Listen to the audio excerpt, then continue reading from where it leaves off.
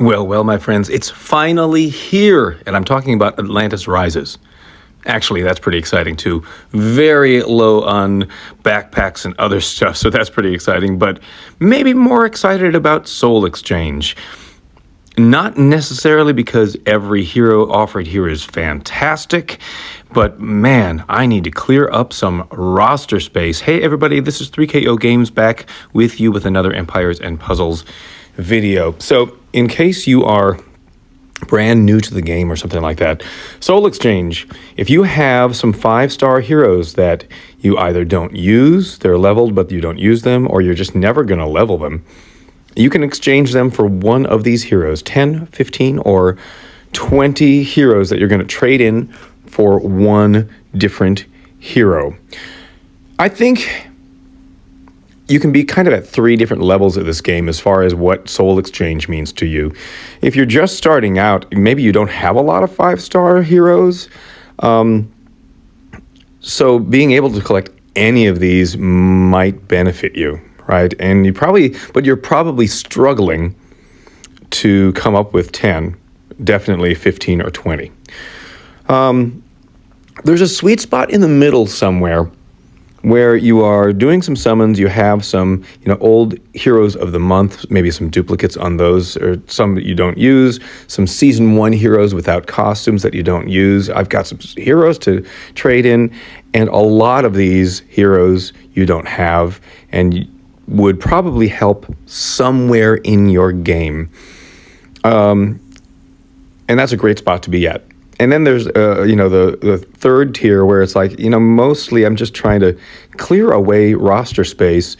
I have a lot of these, or I'm not interested in many of these, trying to find one that will still impact my game somewhere. I guess I'm in between number 2 and number 3 somewhere. There are several that could be useful to me somewhere in my game.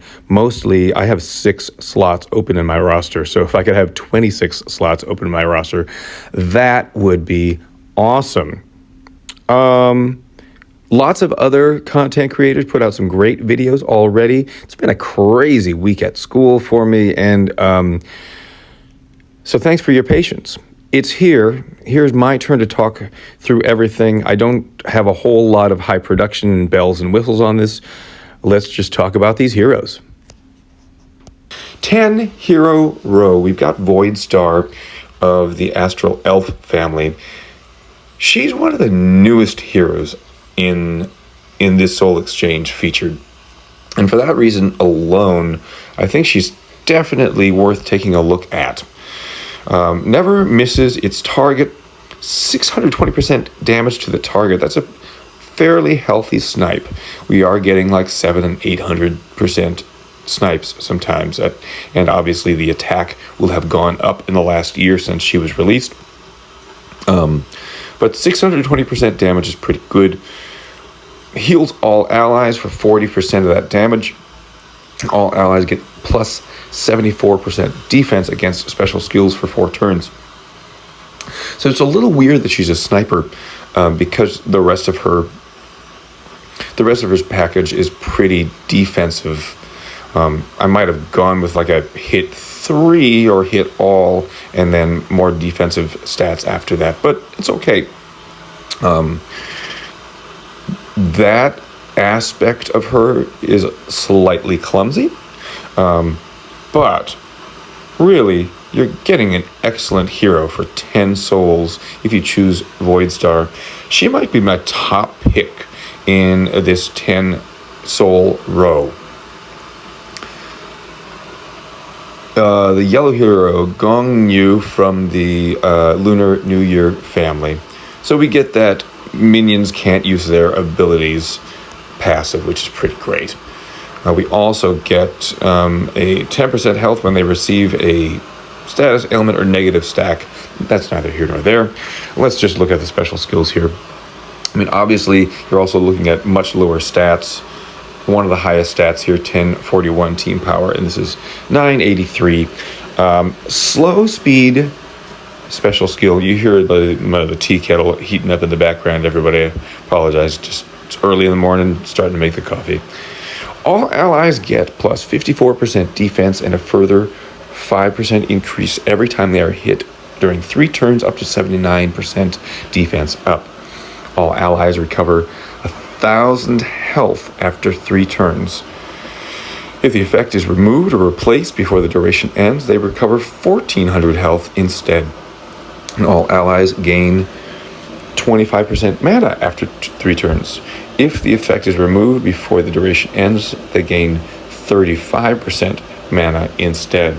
So he gets all these buffs, and if you're going to try to steal those buffs or dispel those buffs, they're just going to get a stronger buff. This guy did wreck people's days for a little while in Rush Attack War when he first came out.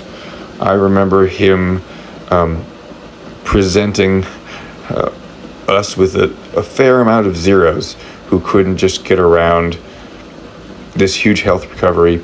Of course, at that time when he was first released, 1,000 health up to 1,400 health, which was a much huger percentage than it is now, plus the mana gain. I think if you're in the market for somebody, especially for especially for a rush attack, he might be okay.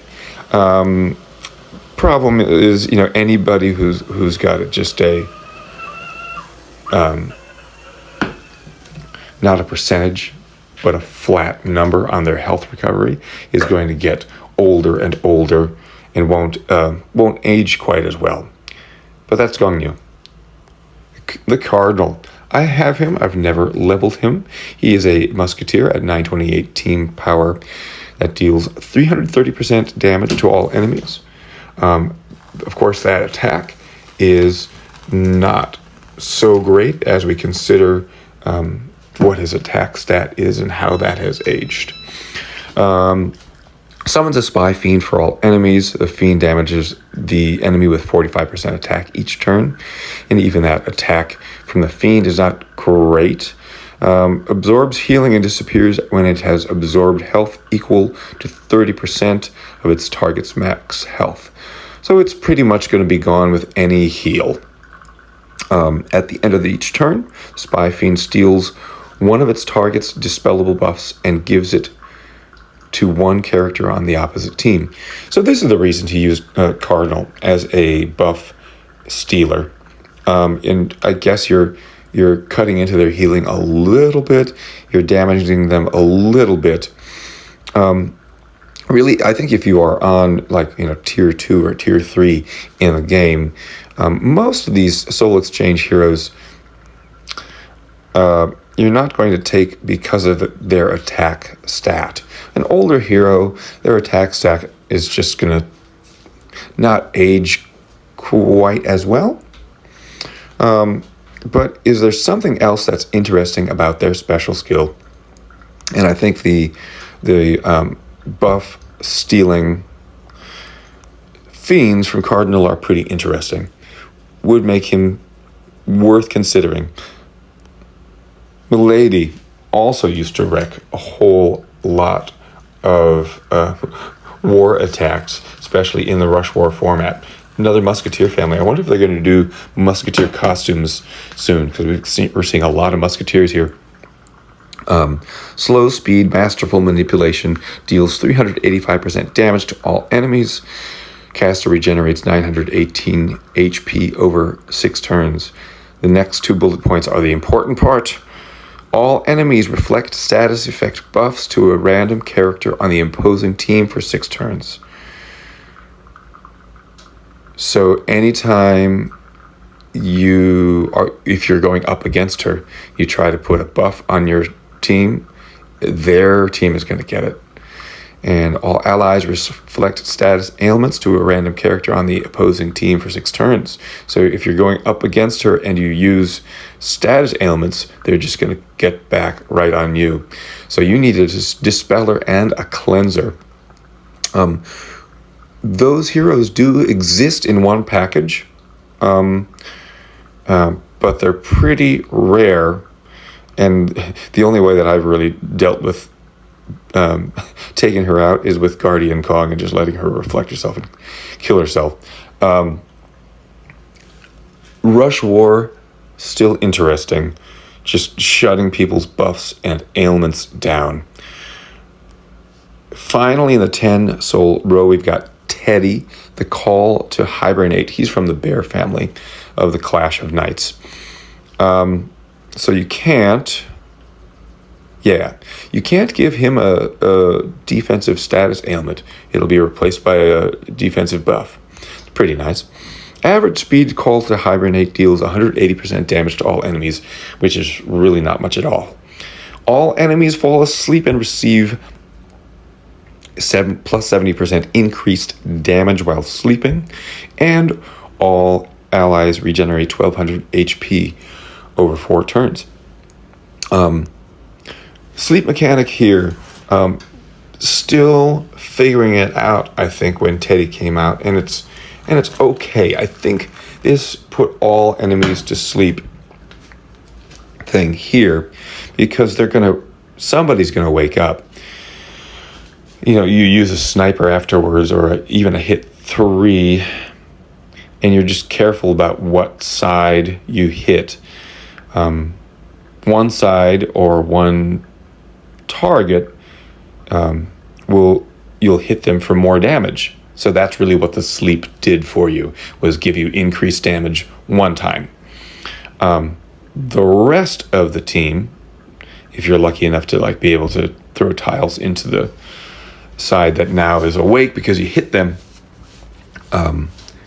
can stay asleep. So you have to know how to work with Teddy. I think that mechanic is not for everybody. You just have to be a little bit thoughtful, but it's not bad. I think overall in this row, Void Star is the clear winner. Gong Yu or Mady if you're looking for a rush. If you're not looking for a rush, I think it's Void Star, maybe the Cardinal second. Teddy, if you think the sleep mechanic is interesting, not bad. I don't think there's a heck no in that row, honestly. But that's the 10 hero row. 15 hero row, we're starting with Aramus, another musketeer. They're probably going to get costumes. We have Charmer's Blades at average speed. The reason to take Aramus, especially in this day and age, is that he's a hitter-healer, and all allies are immune to new status ailments for 3 turns, and this effect can't be dispelled. This is a workaround against Bernadette. She cannot dispel their buffs. She cannot, dispel, this effect, the status ailment immunity. So you're protecting your whole team. Even when I use Oniwaka Maru, I use Guardian Gazelle, both of those heroes up against Bernadette, and you're not protecting the whole team, you're protecting 4 out of 5. But Aramus, use him and you'll protect him as well. In addition to that, we're dealing 375% damage to the target nearby enemies. Obviously, this attack stat is a little low, 845 team power, and it boosts allies' health by 30% of the damage dealt. Aramus, not a bad choice. I think he's very particular. He used to just rule the game. You could use him on offense, use him on defense, use him everywhere. Now I really feel like he's a Bernadette counter. If you're in those upper levels that's facing, enough Bernadette tanks. If you're, again, more just starting out, there's a whole lot of space to use maybe any of these heroes somewhere. The thing to keep in mind is, who is going to age well for you in a year from now, and you have some more heroes. Who are you still going to use? Aramus, possibly just against Bernadette. Again, that undispellable status ailment immunity. Pretty good. Janna from the Masked God family. I did summon pretty hard for some Masked Gods when they were around. Never got lucky enough to get one. I thought she was great. 931 team power. Average speed special skill, the two sides of the moon. Deals 470% damage to the target. Target gets negative 44% defense for 4 turns. Deals 470% damage to a random different enemy, and that target gets negative 44% mana generation for 4 turns. This effect targets the same enemy as the first hit if there are no other valid targets. Good. She was a great hero when she first came out, especially as like a taunt buster. So, haha, I've got taunt. Well, great. I'm going to hit you for 470% damage twice. Slow down your mana generation, so you're not going to be able to get your taunt up again. And honestly, at that point in the game when she was new, those 2 hits might just kill somebody. Where would she find use now? Honestly, there aren't a whole lot of yellow defense down heroes.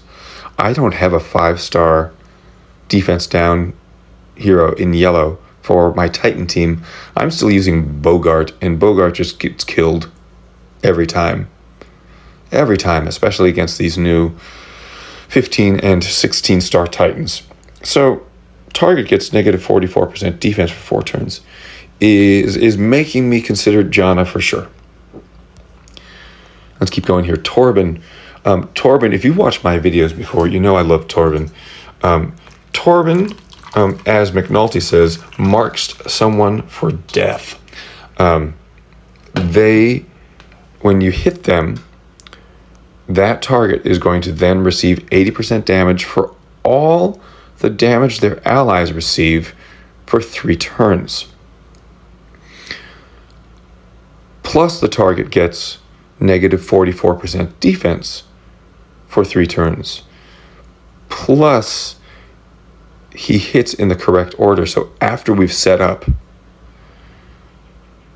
target's going to get 80% damage for all the damage their allies receive and negative 44% defense. Then he hits 200% damage to the target and nearby enemies. So that target's already going to receive the defense down on the 200% damage and the additional damage from the nearby enemies. There are some characters that do 100% damage for all the damage their allies receive, but I think because of the defense down as well and the hit in the right order, it makes him on the same level as those heroes. And you follow up with some other hit alls, and it's basically, no matter how powerful that hero is, as long as they are not a monk or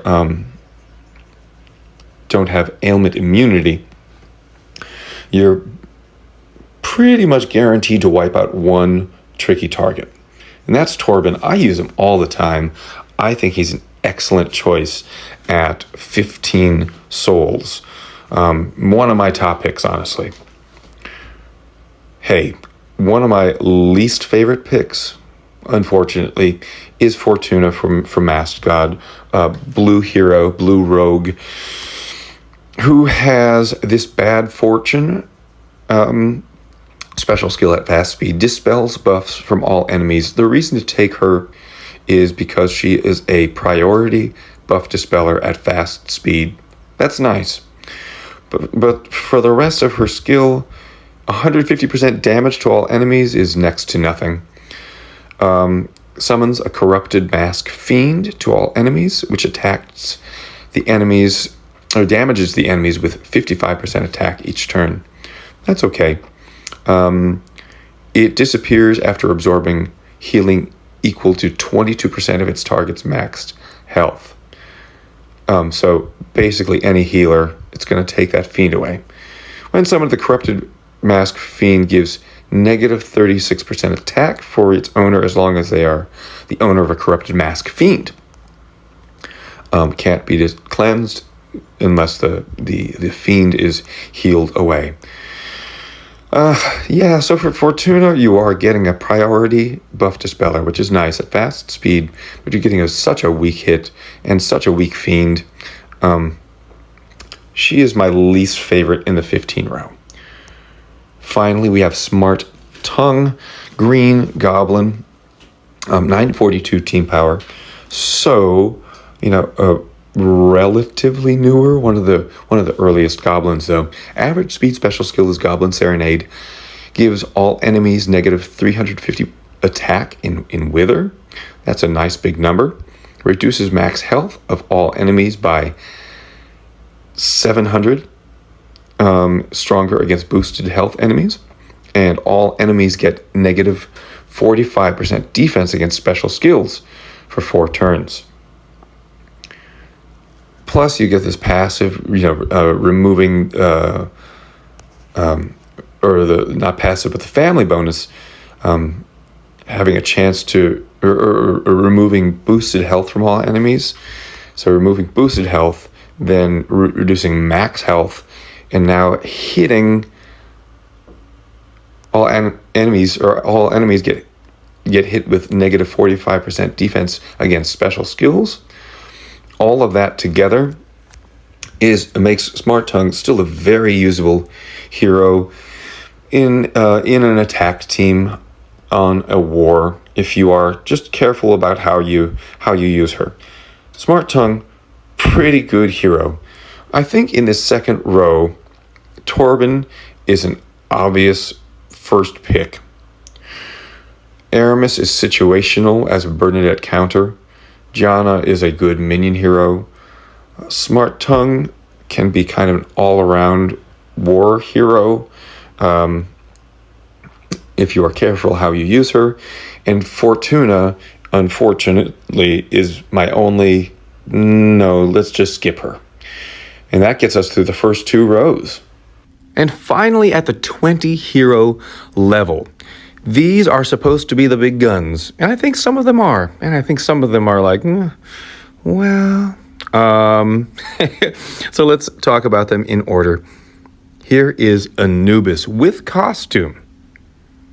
They did this last time too and included some costumes. They also included like a second copy. I don't think you're getting a second copy of Anubis. I think they have worked that out this time.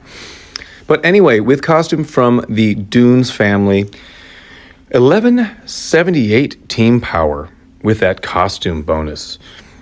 So if you're just looking at stats, Anubis is definitely the highest ranked hero that is available. So based on just those stat numbers, is he going to last? Yeah, he stacks up with everybody else that's in the game right now. But more importantly, let's take a look at the special skill, Mark of the Jackal. Well, I guess, even with Anubis, you have to look at some of these passives, right? Because they get so many passives in the Season 5 costumes. 60% chance to deal an additional 70% damage to all enemies and dispel the latest dispellable buff. But that 60% chance becomes 100% chance. So you're just going to add 70% damage, and he's going to dispel the latest dispellable buff from all enemies. That's great. Also gains 5% mana when they receive a status ailment or a negative stack. Okay, so on to Mark of the Jackal. Inflicts the target with greed for 3 turns. Friendly effects from special skills only affect characters with greed. Question mark. This includes all buffs, healing, and growth effects. So if you go in again, if you have this guy, you go in against a team that has a lot of buffs, taunt or counterattack, or just attack up, or they're just trying to heal, or they're trying to give growth to their allies, and you use this guy first, only one hero is going to get that. And you can think about who you don't mind having that buff and who you don't want to give that buff to. In the meantime, all enemies receive 864 poison damage over 3 turns. So if you are blocking healing, or you're blocking ailment immunity from 4 out of the 5 heroes on their team, and they're getting 864 poison damage, which gets to 1266 poison damage if you double limit break him with double limit break and full emblems. Plus, all enemies get negative 28% defense for 3 turns. That's doing quite a bit of damage. Anubis is a really interesting character. I think it takes somebody who's really thoughtful about the game and what teams you're going to take him in on and take him in against. I don't think Anubis is the perfect hero for somebody who's just starting out and kind of just like going in and just want to do damage and attacking. You'll have to be thoughtful bringing Anubis in on your attack team to make the most out of him. But an excellent choice in the 20 soul row. Meg Giri, I'll say it straight out. 1079 team power puts her up near the top of the stat relevance right now. I think she might be the best all-around offer in this soul exchange. Healer recovers 60% health for all allies. That's a big number at average speed. Lifts the latest cleansable status ailment from all enemies and randomly distributes them on enemies. All active status ailments are uncleansable for all enemies for the remaining turns of the status ailment. So you lift them over there, and then they can't even cleanse them. And all allies get plus 60% defense for 4 turns. You can't even give her a defense down to try to get rid of her. And in any other ailment that is expired, she gets more health. I think she's an excellent healer. 60% is a great number, and even a year from now, 60% is still going to be 60% of whatever the new HP stat is. If I already didn't have Toon Vivica and Cleopatra and another copy of Cleopatra with costume that I haven't done anything with, she might be my number 1 pick. If you don't have great healers, or especially great yellow healers, she's somebody to consider. But I know that yellow is chock full with healers. Let's go on to Mad Hammer, everybody. Goblin with a Mega Minion. So deals 500% damage to the target with a 50% chance to deal 450% damage to a random different enemy. If there are no other valid targets, it'll hit the same enemy twice. Summons a Black Boar Mega Minion, 62% HP, that's big, and 230% attack inherited from the caster. A target hit by Black Boar Mega Minion can't get their status ailments cleansed or reallocated by special skills for 4 turns. It would be better if the Mega Minion gave a status ailment that couldn't be cleansed. But then you have to think about the synergy you bring Mad Hammer in with and make sure you have some status ailment heroes that you follow her up with. It's a big Mega Minion. It's one of the original Mega Minions. So if you don't have any Mega Minion heroes, I only have one, Mad Hammer might be a fun choice to take.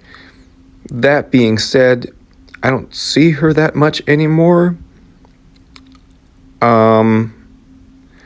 And of course, we're kind of shifting the meta a little bit. We're getting more and more heroes that are resistant to Mega Minions. Not completely resistant, but they are slashing the overall health of Mega Minions or whatever. Honestly, Mad Hammer is my least favorite in this row. Guardian Hippo is next with one of the lowest team powers in this whole soul exchange. But, as I've said before, team power is one angle, one perspective to take on this whole thing. Who has the stats that are going to last? But if it's a unique special skill, it's worth doing the double limit break all the emblems, maybe even the master emblems, to make them last. And I think for Guardian Hippo, it's worth trying to make her last. I still use her. She turns everybody on your team into a hitter, even a taunt giver or a healer. They're still going to hit. For the next 3 turns, this character deals 225% damage to all enemies each time any other ally casts their special skill. I use Guardian Hippo on a strong blue attack team, and still, regardless of how high the meta is getting, usually can wipe out a couple targets with Guardian Hippo, followed by 2 other blue heroes.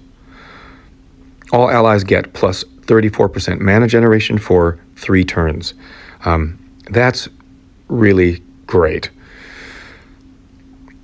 She might not last that long yet in wars. I do find that the 225% damage with that attack stat is not perfect. But let me tell you, in tower events, challenge events, if you are trying for big scores and clearing your way through some levels, Guardian Hippo makes a huge difference. I have breezed through towers ever since maxing out Guardian Hippo. So for that alone, she's worth taking in. Even if she's not great for your war yet anymore. Maybe you have a lot of blue great heroes and you're not interested in her additional hit. Just for the tower, Guardian Hippo's great. Finally, let's talk about Ferris. Corroding Cutlass is Ferris's special skill. First, he's a construct hero, so I guess that's important. They will resist ailments that block special skills. And then they get corrosive something. This is corrosive poison. Deals poison damage and lowers the target's mana generation 13% each turn. And so every time he gets hit, it charges that core. And so then when he uses his special skill, depending upon how much he's been hit, he will hit harder and harder. Corroding Cutlass deals 390% damage to the target and nearby enemies. That's a good hit for 3. The target and nearby enemies receive 576 bleed damage over 3 turns, with a double limit break that's up to 873. And target and nearby enemies get negative 60% defense against nature for 3 turns. That's a big number. I think, again, just a hitter down the road, a year, 2 years down the road, is not going to be quite as relevant. I think his defense down against nature still will make him relevant. But what is a pretty big hit now, and definitely was a huge hit when he first came out, is not going to be that big of a hit down the road. Ferris, still a good choice, not my top pick. So in that 20 soul row, Meg Giri is probably my top pick for just kind of no matter where you are in the game. Anubis is maybe my second pick but you just have to be careful about how you use Anubis. I might put Guardian Hippo next. I love my Guardian Hippo. Ferris, and then to me, Mad Hammer far below. So really, it's an okay soul exchange. There are no huge standout heroes. I think the standout hero in each row is Void Star at 10, Torbin at 15, Meg Giri at 20. There are really no total junk heroes either. You can find a way to use these. To me, the least exciting are in 15 heroes, Fortuna, and 20 heroes, Mad Hammer, unfortunately. I'm still trying to decide. I could use the healer. I could use Anubis. I could use Ferris. I could also just use defense down against my Titans. So I'm going to make up my mind pretty soon, but not quite yet. You let me know what you're thinking about. Who are you trying to decide between, or have you already pulled the trigger on this Thanks for watching the video, everybody. We'll talk to you next time.